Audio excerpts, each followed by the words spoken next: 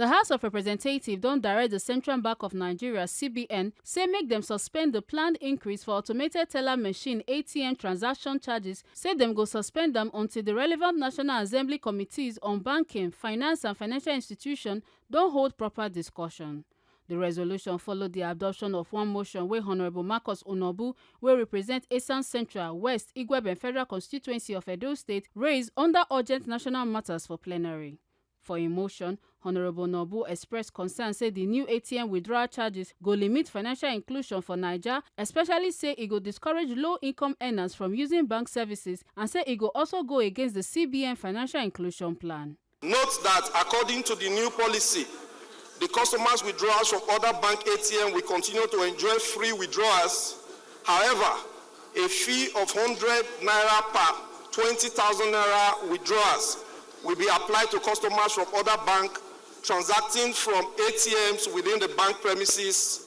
Similarly to customers from other banks transacting from ATM outside the premises of the banks, mall, marketplace, and public places.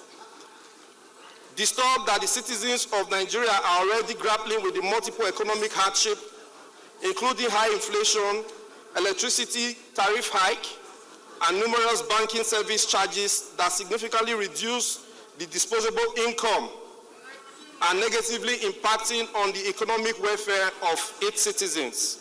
Una go also remember say the CBN recently sent circular to banks wey change the ATM transaction fee according to section 10.7 of the CBN guide to charges by banks, other financial and non-bank financial institutions. Dem increase the ATM withdrawal charges and cancel free ATM withdrawal for customers wey use ATM from other banks. This change don put extra financial wahala on top Naija people.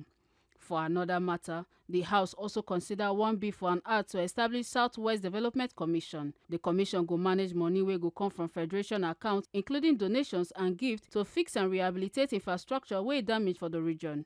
Dem also go tackle ecological, environmental and other developmental wahala for the region. The House also check one report from the Conference Committee wey Honourable Babajimi Bensi submit on a bill wey go stop the exportation of corn in large commercial quantities out of Naija. Make una no forget say, as we see am, na so we dey talk am. We no dey take blame. Ekata Ojesele reporting for TMC TV.